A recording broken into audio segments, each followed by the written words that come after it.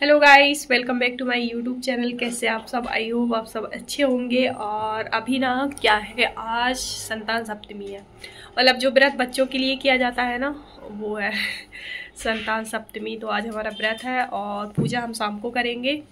तो शंकर जी बनाए जाते हैं मिट्टी के, फिर पूजा करते हैं, अभिषेक वगैरह करते हैं। और मिट्टी लेने हम गए नहीं हैं, गार्डन जाना था क्योंकि ना दोपहर के टाइम पे गार्डन बंद रहता है, तो अभी ताला डाला होगा और गए नहीं थे। अभी नीचे तो उतरे थे दुकान के लिए, लेकिन टाइम हो गया था, 12:30 बज गए थे, तो बंद होगा पार्क।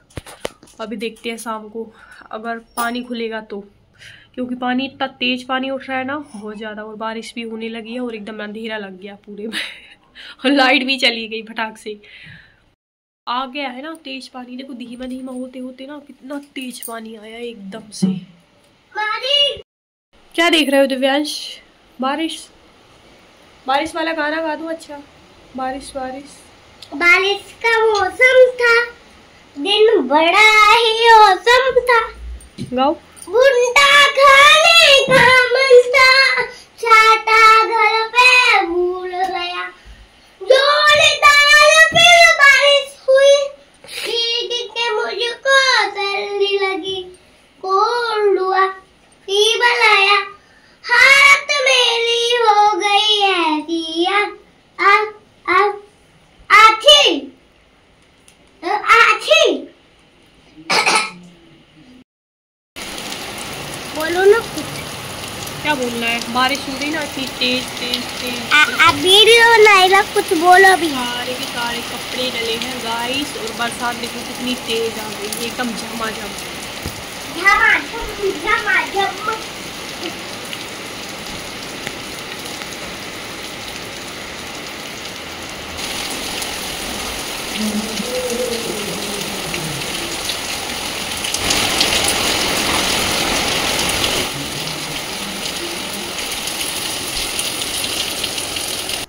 तो गाइस अभी शाम के 6 बज गए हैं और कैमरे पे कुछ लगा था अभी शाम के ना 6 बज गए हैं और हम बस अब तैयारी कर रहे हैं पूजा करने की। ओह दिव्यांश उठ गया। उठा दिव्यांश? कहाँ उठा? ये देखो आज तो गाइस, आज पूरी पूरी जैसे भगवान जी परीक्षा लेते हैं ना, जैसे बच्चे भी लेते हैं, उनको पता रहता है कि आज व्रत है क्या है। जिस दिन व्रत रहेगा ना उसी दिन ज़्यादा परेशान करते हैं बच्चे। तो अभी हम लगा रहे हैं अलता, और अलता लगाने के लिए सबसे पहले पैरों में हल्दी लगाई जाती है। दिव्यांश नींद हो गई? हो गई नींद हो गई। और अभी हम गए थे नीचे कंडा लेने के लिए, क्योंकि हमारे पास में कंडा नहीं था। कंडे तो थे पहले, सेट आता है, 6 कंडे आए थे, उसमें एकदम अच्छे से ना पैक आए थे। और वो ना अभी ख़त्म हो गए, पिछले साल मंगवाए थे, पिछले साल, हाँ नवरात्रि के टाइम पे। अब अर्जेंट में चाहिए था, अभी तो ये आए नहीं हैं ऑफिस से, नहीं तो फिर लाते थे। तो हम नीचे से भाभी के यहाँ से ले आए थे छोटा सा टुकड़ा। और उसके बाद अभी अलता लगा लें, फिर मालपुए बनाएंगे पूजा के लिए। हाथ तो लगाना ही पड़ेगा, चाहे कुछ भी हो जाए, बिना हाथ के कुछ नहीं होने वाला है। हाँ हुआ हुआ, ये देखो अच्छा लग रहा है दिव्यांश को। कुछ भी करता रहता है लड़कियों के जैसे। ये आगे दिखाओ। ओह शिट, अभी आप ना सुखा लेना इसको, ठीक है बस। और मैं एरोप्लेन तो देखो। ठीक है, एरोप्लेन भी देखेंगे आप। दीदी आज आप वैसा वाला लगाओ ना, ऐसा इधर से। हाँ जैसा मोबाइल में लगाते हैं ना सब लोग, देखो ऐसा कुछ लगाते हो है ना, इधर से ये पूरा भर के। बहुत ज्यादा निकल रहा है इसमें।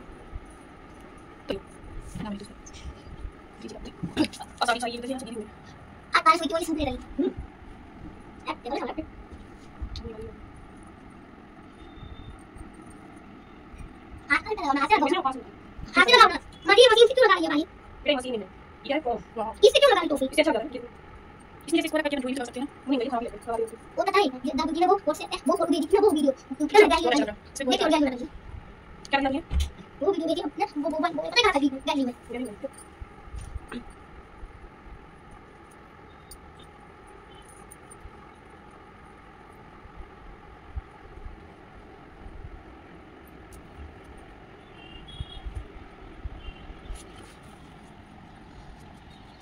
नहीं लग गई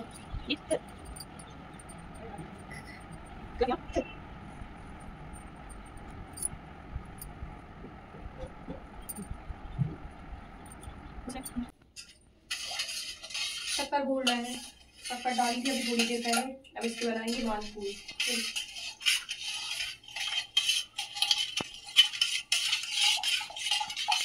घोल गए।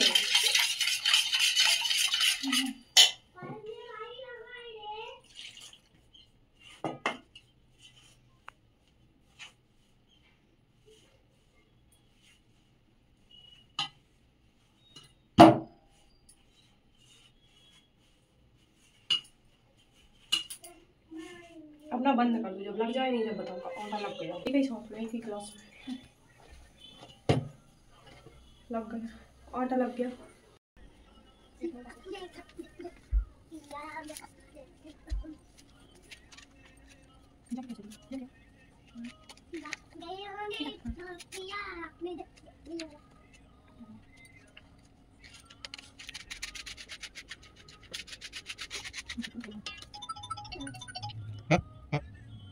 क्या बात है, उसे बात मुझे मम्मी को नहीं डालना, पहले उसका नहीं करता, ये भी डालना।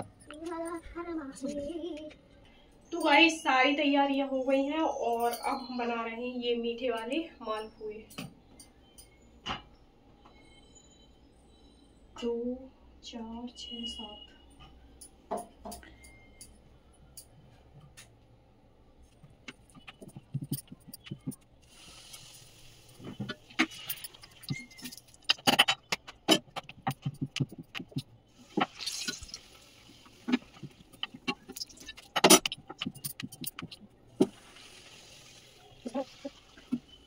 तैयारी हो गई है और अब हम करने जा रहे हैं पूजा।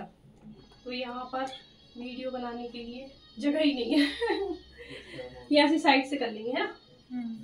सबसे पहले अभिषेक करवाएंगे।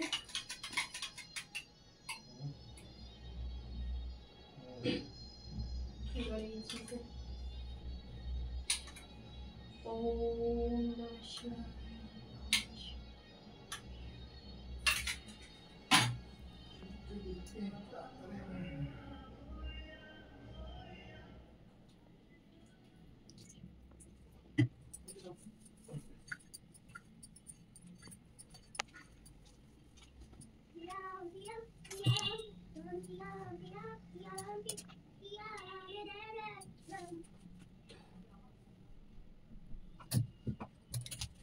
वो देखो ना प्लीज, क्या चाहिए? ये क्या ये मोबाइल अभी नहीं किस लिए चाहिए आपको?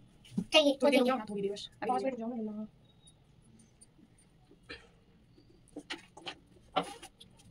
ये क्यों भाई, बैठो बैठो बैठो बैठो, कहाँ बैठे हो, बैठो बैठो, चलो चलो बिल्कुल बैठो।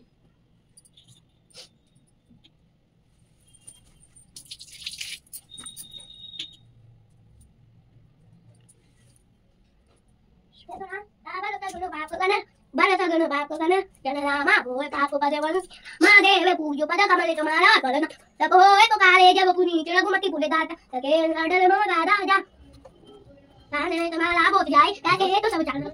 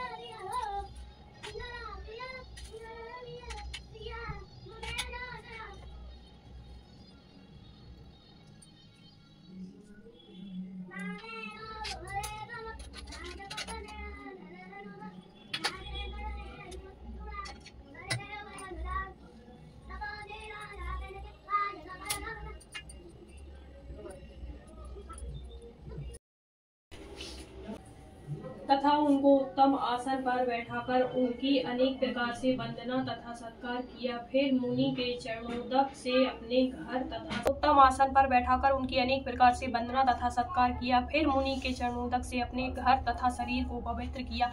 मुनि प्रसन्न होकर उनको कथा सुनाने लगे। कथा के कहते कहते लोमस ऋषि ने कहा कि हे देवकी, दुष्ट दुराचारी कंस ने तुम्हारे कई पुत्र मार डाले हैं, उसके जिसके कारण तुम्हारा मन अत्यंत दुखी है। इसी प्रकार राजा नहुस की पत्नी चंद्रमुखी भी दुखी रहा करती थी, किंतु उसने संतान सप्तमी का व्रत विधि विधान सहित किया, जिसके प्रताप से उसको संतान का सुख प्राप्त हुआ। यह सुनकर देवकी ने हाथ जोड़कर मुनि से कहा कि हे ऋषिराज, कृपा करके रानी चंद्रमुखी का संपूर्ण वृतांत तथा इस व्रत का विधान विस्तार सहित मुझे बताइए, जिससे मैं भी इस दुख से छुटकारा पा सकूं। लोमस ऋषि ने कहा, हे देवकी, अयोध्या के राजा नहुस थे। उनकी पत्नी चंद्रमुखी अत्यंत सुंदरी थी। उसी नगर में विष्णुगुप्त नाम का एक ब्राह्मण रहता था। उसकी स्त्री का नाम भद्रमुखी था।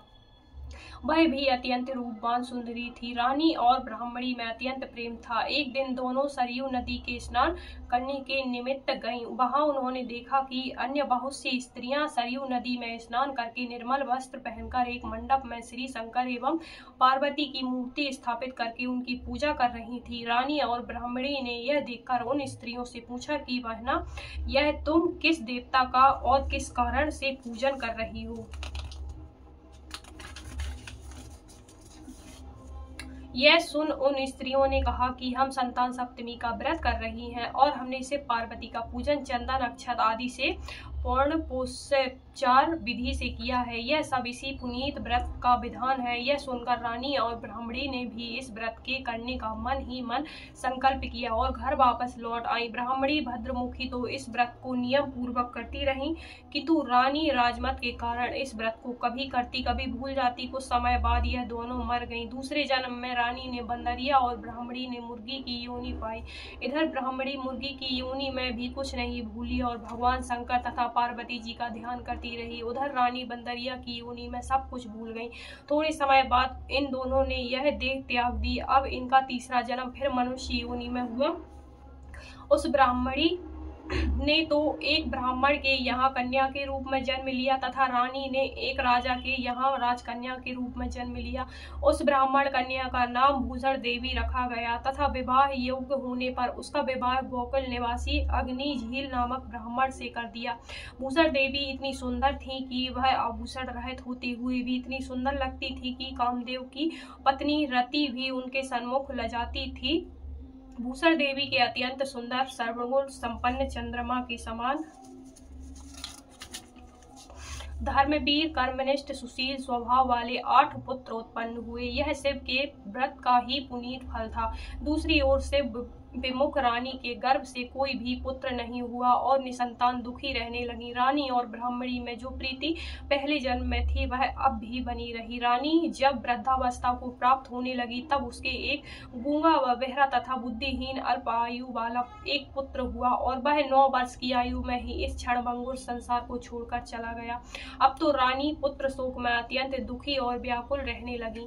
देवयोग से भूषण देवी ब्राह्मणी रानी के यहाँ अपने सब पुत्रों को लेकर पहुंची। रानी का हाल सुनकर उसे भी बहुत दुख हुआ, किंतु इसमें किसी का क्या बस। कर्म और प्रारंभ के लिखे को स्वयं ब्रह्मा भी नहीं मिटा सकते। रानी कर्मयुक्त भी थी, इसी कारण से उन्हें यह दुख देखना पड़ा। इधर रानी उस ब्राह्मणी के इस वैभव और 8 पुत्रों को देखकर उसके मन में ही ईर्ष्या करने लगी तथा उसके मन में पाप उत्पन्न हुआ। उस ब्राह्मणी ने रानी का संतान दूर करने की निमित्त अपने 8 पुत्र रानी के पास छोड़ दिए। रानी ने पाप के वशीभूत होकर उन ब्राह्मण पुत्रों की हत्या करने के विचार से लड्डू में विष मिलाकर उनको खिला दिए, परंतु भगवान शंकर की कृपा से एक भी बालक की मृत्यु नहीं हुई। यह देखकर तो रानी अत्यंत ही आश्चर्यचकित रह गई और इस रहस्य का पता लगाने की मन में ठान लगी। भगवान की पूजा से निवृत्त होकर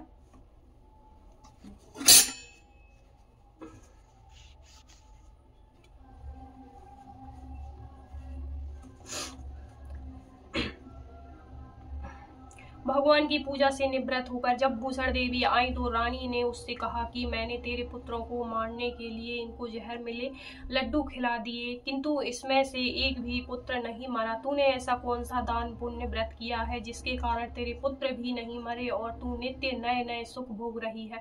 तू बड़ी सौभाग्यवती है। इस सब का भेद तू मुझे निष्कपट होकर समझा, मैं तेरी बड़ी ऋणी रहूंगी। रानी के ऐसे दीन वचन सुनकर भूषण देवी ब्राह्मणी कहने लगी, हे रानी सुनो, तुमको 3 जन्म का हाल कहती हूँ, सो ध्यान पूर्वक सुनना। पहले जन्म में तुम राजा नहुस की पत्नी थी और तुम्हारा नाम चंद्रमुखी था, मेरा नाम भद्रमुखी था और मैं ब्राह्मणी थी। हम तुम दोनों अयोध्या में रहते थे, मेरी तुम्हारी बड़ी प्रीति थी। एक दिन हम तुम दोनों सरयू नदी में स्नान करने गए और दूसरी स्त्रियों को संतान सप्तमी का उपवास, शिव जी का पूजन अर्चन करते देखकर हमने दोनों ने भी उस व्रत को करने की प्रतिज्ञा की। तुम तो राजमत के कारण सब भूल गई और झूठ बोलने का तुमको दोष लग गया, जिसे तुम आज भी भोग रही हो। मैंने इस व्रत का आचार विचार सहित नियम पूर्वक सदैव किया है और आज भी करती हूँ। दूसरे जन्म में तुम्हें बंदरिया की योनि मिली तथा मुझे मुर्गी की योनि मिली। भगवान शंकर की कृपा से इस व्रत के प्रभाव तथा भगवान नाम को मैं इस जन्म में भी न भूली और निरंतर उस व्रत को नियम अनुसार करती रही। तुम अपने इस संकल्प को इस जन्म में भी भूल गई। मैं तो समझती हूँ कि तुम्हारे ऊपर जो भारी संकट है उसका एकमात्र यही कारण है और कोई दूसरा इसका कारण नहीं हो सकता है। इसलिए कहती हूँ कि आप अब इस संतान सप्तमी के व्रत को करिए जिससे तुम्हारा यह संकट दूर हो जाए। लोमस जी ने कहा, हे देवी, भूषण ब्राह्मणी के मुख से अपने पूर्व जन्म की कथा तथा व्रत संकल्प इत्यादि सुनकर रानी को पुरानी सब बातें याद आ गईं और पश्चाताप करने लगी। अब रानी भूषण ब्राह्मणी के चरणों को पकड़कर क्षमा याचना करने लगी और भगवान शंकर पार्वती जी की अपार महिमा के गीत गाने लगी। उसी दिन से रानी ने नियम अनुसार संतान सप्तमी का व्रत किया, जिसके प्रभाव से रानी को संतान सुख भी मिला तथा संपूर्ण सुख भोग कर रानी शिवलोक को गई। भगवान शंकर के व्रत का ऐसा प्रभाव है कि पथ भ्रष्ट मनुष्य भी अपने पथ पर अग्रसर हो जाता है और अंत में ऐश्वर्य भोग कर मोक्ष पाता है। लोमस ऋषि ने फिर कहा कि हे देवकी, इसलिए मैं तुमसे भी कहता हूँ कि तुम भी इस व्रत को करने का दृढ़ संकल्प अपने मन में करो और तुमको भी संतान सुख प्राप्त होगा। इतनी कथा सुनकर देवकी हाथ जोड़कर लोमस ऋषि से पूछने लगी, हे ऋषिराज, मैं इस पुनीत व्रत को अवश्य करूंगी, किंतु आप इस कल्याणकारी एवं संतान सुख देने वाले व्रत का विधान, नियम, विधि आदि विस्तार से समझाइए। यह सुनकर ऋषि बोले, हे देवकी,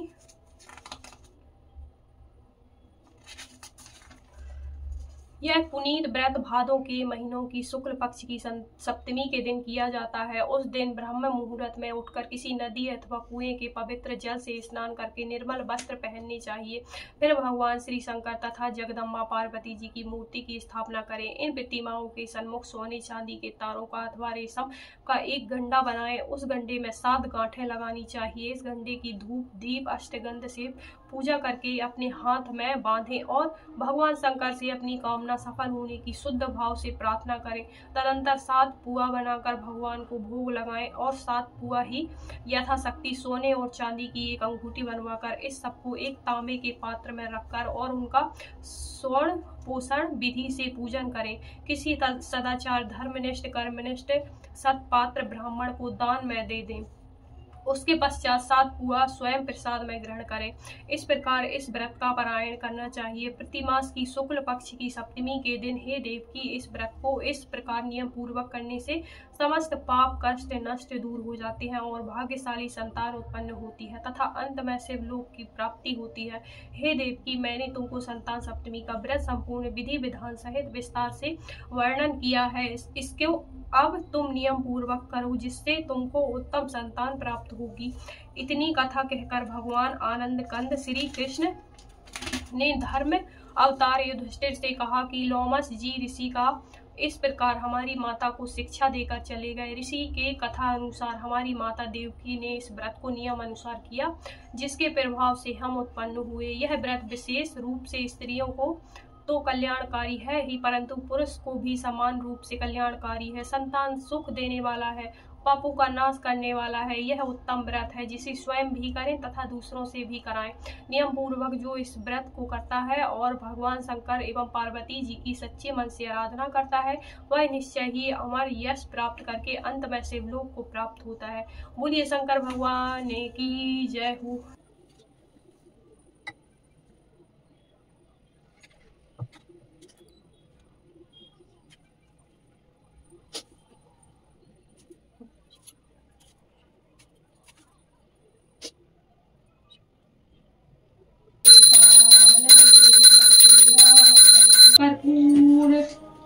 धुलेगा धुलगति धूल कलो मंगल करो सबका मन मंदिर उज्जवल करो कृपा करके धूले घोरम करुणा अवतारम संसार सारम मुर्गिंदुहारम सदा बसंत हिस्सान भिन्ने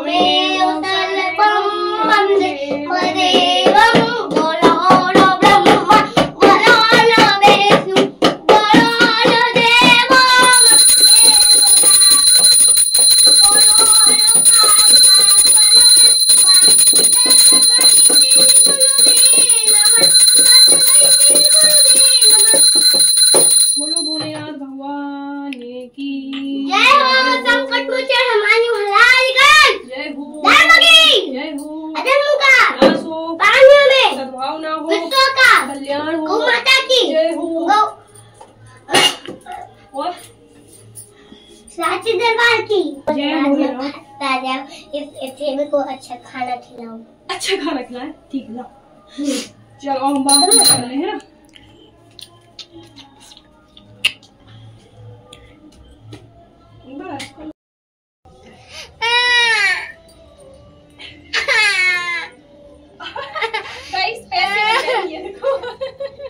पूजा हमारी संपन्न हुई और पैसे मिल गए। दिव्यांश किस लिए रो रहा है? आरती करने